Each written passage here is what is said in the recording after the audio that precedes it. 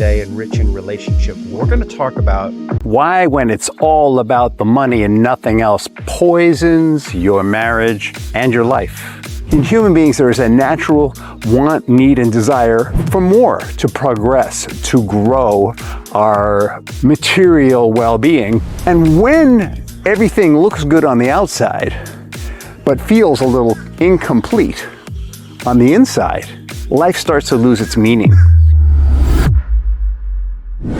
Hello and welcome to another episode of Rich in Relationship.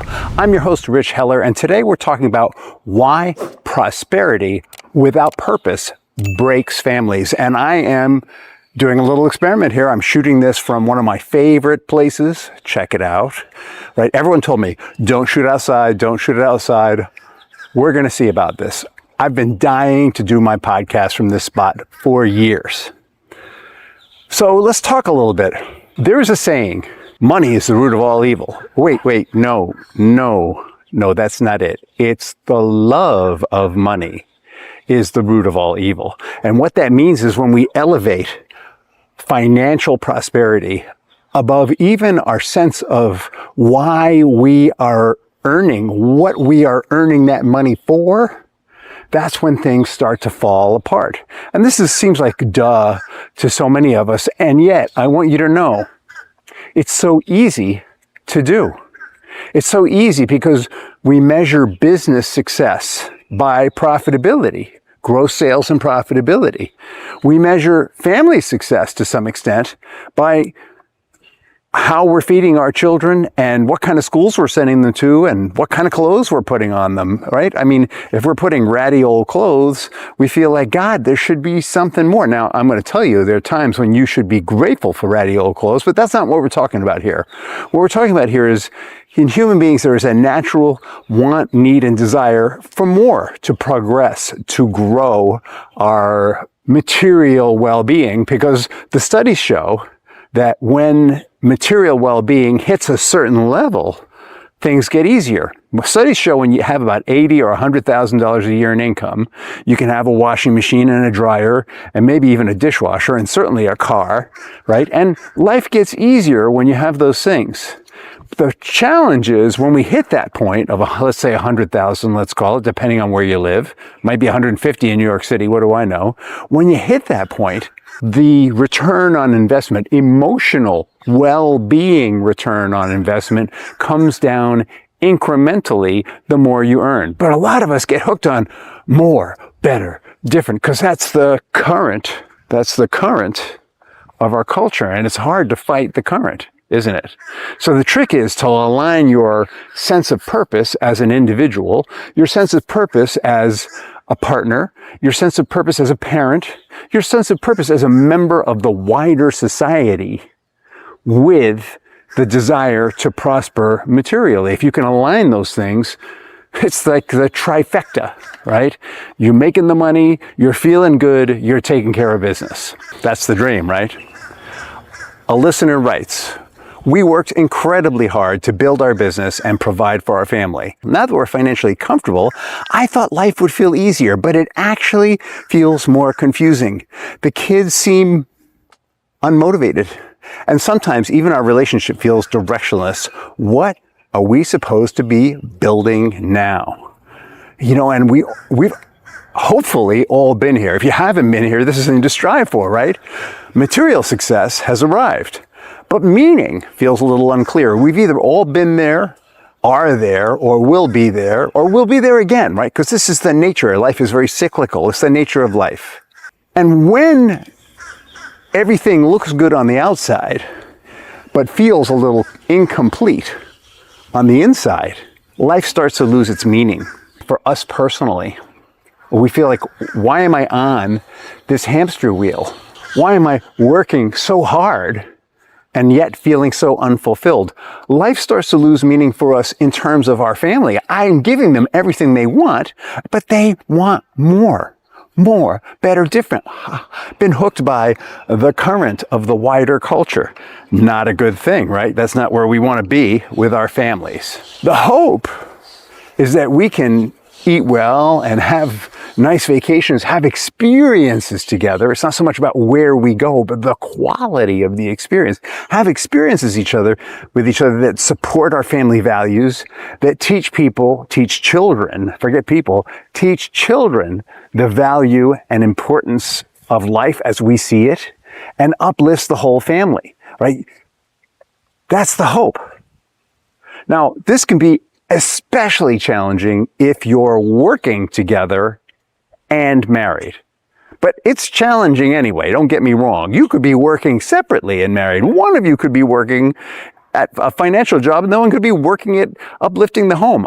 I want you to know I've been on both sides of that equation, and when it feels purposeless, it starts to feel empty and hollow. You start to peck at each other. If you're the person who's in the home, because the current of our culture is money, money, money, and you're not contributing much money, you're maybe making the house a better place. Like I said, I've been there and I've done that. I've had the experience of, I'm making this house a better place. I'm saving us so much on roofers, electricians, childcare, house cleaning, you name it, landscape care. I'm saving us so much. I'm contributing. I'm busting my ass contributing, and I feel so unappreciated. And how come I'm not seeing more of the money? And how come I don't get more choice of the money? And I've been on the other side of this where I'm earning the money. Hey, I'm earning the money, and nobody seems to be respecting the fact that I'm feeding the whole family here. And you're pecking on me to spend more time with you, and I'm killing myself just to feed us.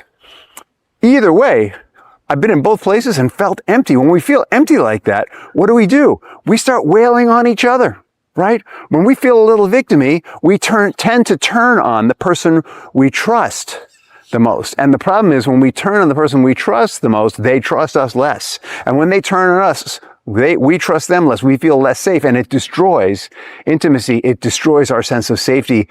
It destroys the ability to be vulnerable. Who wants to be vulnerable when you're being pecked on, when you feel not enough, when you feel like you're not getting your needs met? All right, so Brad and Gwen, remember Brad and Gwen? Brad and Gwen, they are clients of ours, probably a bunch of our clients of ours, if I'm honest, that we have sort of melded their experience together. Everything we tell you about Brad and Gwen is real. But it's not completely true in the sense that no one person has lived all of this. If you happen to be one person who's lived all this, though, forgive me, I'm blending together client experiences in these stories. And if I happen to have told yours, it wasn't on purpose. And nobody knows it's you, because we maintain confidentiality.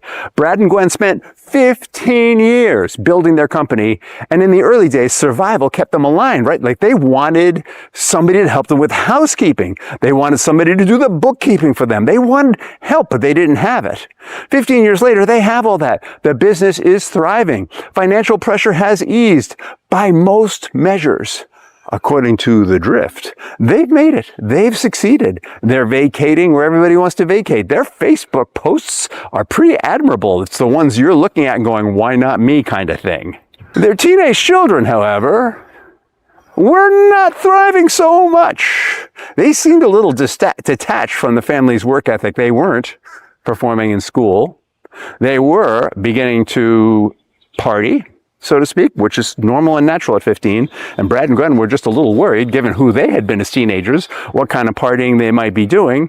They were asking for more and more money. Hey, we need more money. For what?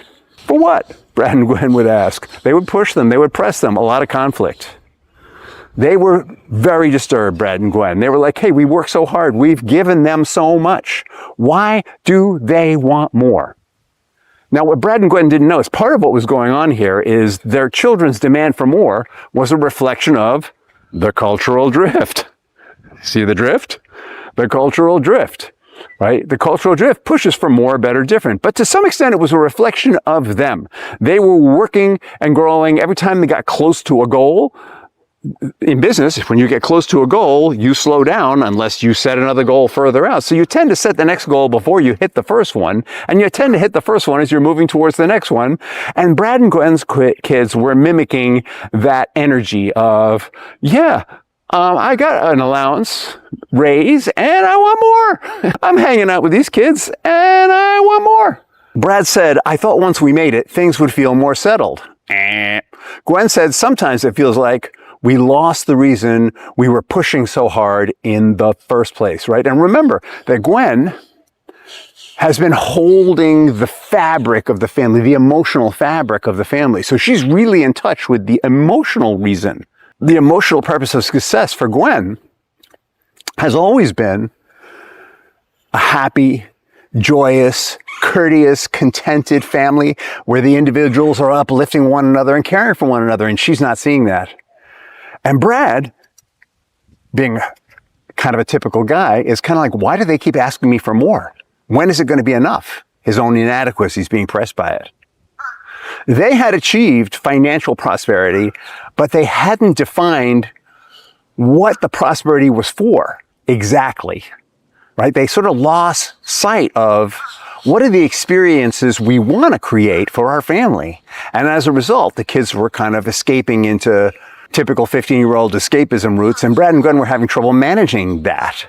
When we worked together, Brad and Gwen shifted from worldly achievement mode to, we're going to call it stewardship mode, right? And I want to be really clear. Stewardship sounds kind of like we're not going anywhere, but these two things can exist in the same space. We can be achievement-oriented, goal-oriented, and we can pause and be stewards of what we have. The two can coexist. Yeah, they're different. When there's a goal that you're moving towards, you're not thinking, I'm going to steward things. You're thinking, I'm going to move towards that goal. When you're taking care of what is, sort of sustaining what is, you're not thinking, I'm going to move towards a goal. You're thinking, I want to make sure that what I have is supported and repeatable and recreatable. I want to make sure that this nest of safety that I've created for my kids is safe and secure for them. I want to make sure that the values I've been communicating are really sinking in. I want to make sure that we appreciate one another, that we savor our time together. Brad and Gwen had lost sight of stewardship as a life principle. And you see, this is why stewardship is so important. When we're fighting the current is constant. Sometimes the current is more intense than ever. Sometimes it chills out, right? Depends on what's going on in the wider culture, the season, that kind of thing. But when we are building family, we are literally rowing against the current. The current does not support family. The current supports do anything possible by any means necessary to get more, better, different. So in order to sustain family, we literally need to stop rowing against the current for a little while and go, instead of rowing, let's think of this as a sailboat. We've got to drop our sails, go into the cabin, and let the current take us a little way out of our way. In fact, stewardship requires being planned in.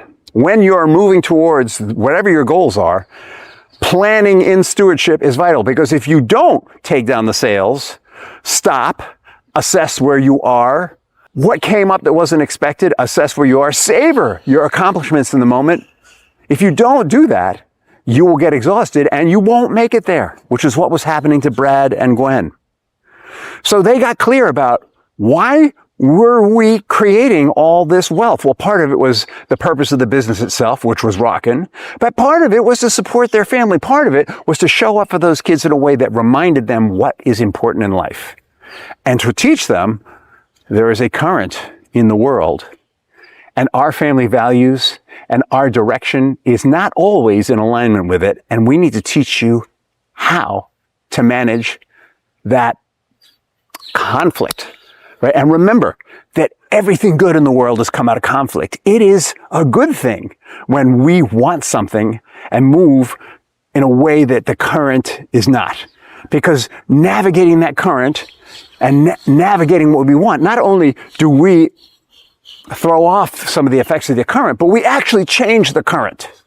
All right? I want you to get that when we stop and take stewardship over our families, we actually make impact on other people around us. And the current is being driven, the culture is being driven by all of our individual contributions. So when we, as a family, say, hey, we are dropping our sails, we are getting in the cabin, and we are going to savor what we have. It may be a piece of unleavened bread and a little piece of lamb. But we are going to savor what we have. It may be unsalted, unflavored, but we are going to savor it because it is what we have. We're going to savor it because we're having it together. Or it might be you're going to drop the sail, go into the cabin, and have a huge meal with cornbread and brisket and music. It could be awesome. It doesn't really matter what it is. What matters is that you're doing it together. So we helped Brad and Gwen to get in touch with that sense of family purpose, to teach them to steward, to savor. We helped them to refocus their business mission and separate it from their individual calling and their family mission. All right, these things all need to be separate in our minds, even though they tend to get mixed up emotionally. And they did that, and they started to take the time with their children and explain to their children, you know what, we understand what you're going through, and we want you to be very careful right now. We want you to think about, if the other kids are drinking beer, take a look at how they're acting. And before you decide to drink beer, see if you really want to act that way. Instead of thinking you might be cool if you do what they do, if they're drinking beer or smoking pot or whatever, look at how they're acting first. And then ask yourself, is this really what I want? They started to teach them how to navigate the current, because those kids are navigating a current as well. By reframing the pattern, by expanding the concept of prosperity and reminding Brad and Gwen, or really helping Brad and Gwen to remind themselves what prosperity really means is for. That they are here to teach their children to stand, to grow, to make a difference in their community, to make a difference in the world, their little sliver of a difference. To drop entitlement, to fight the drift, to be clear about who they are and why they're doing what they're doing. Because they got back in touch with these things, they were able to both prosper financially and steward their family and steward the people that they worked with in their business. Brad and Gwen, amongst the other things they did, they openly shared with their kids how the business was built, the risks, the sacrifices, and the lessons learned, and what was the juice was for them in that work. Why were they doing what they were doing? Why did they take the time away from family to take care of that business? Why did they take the time away from business to take care of family?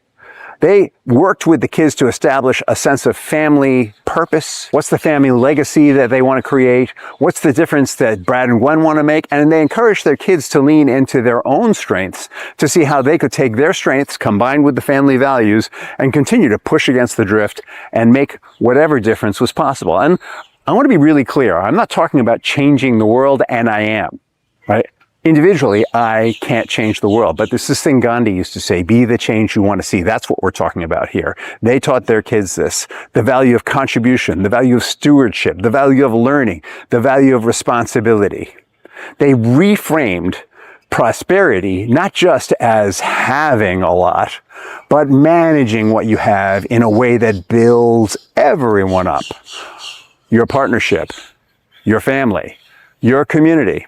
When families intentionally define what success is, that it's more than what the world tells us that it is, when they intentionally design it, and when they intentionally design what is to be done with prosperity, that is when they step into true familial wealth. And I'm not just talking about money. Brad and Gwen returned to a place where they felt closer to one another. They felt closer to their children. And their children learned how to have relationships with their peers and when to step away from their peers when they were doing foolish things. And like children do, they made mistakes. They broke trust. And that's going to be the topic for the next episode of Rich in Relationship. When trust breaks, what actually fails first? I'm going to just share something I read on the YouTube page. Somebody said, I don't understand why you don't have more people subscribing. And my response was, well, we have thousands and thousands of views. But apparently, having subscribers gets you more views. If you feel like the message that we have here is important, I'm going to encourage you to subscribe to this video blog. Or if you're listening to this on Spotify or one of the other podcast platforms we're on, and subscribe to it, please. Help us make Rich in Relationship a movement where your family not only prospers and grows, where your relationship not only becomes safer and more intimate, where your children not only feel more supported and make smaller mistakes that they learn from, when you not only make a difference in your family, but in your community. Help us to make that difference in the world by getting this message out there. Thank you, and have a fantastic day and an amazing tomorrow.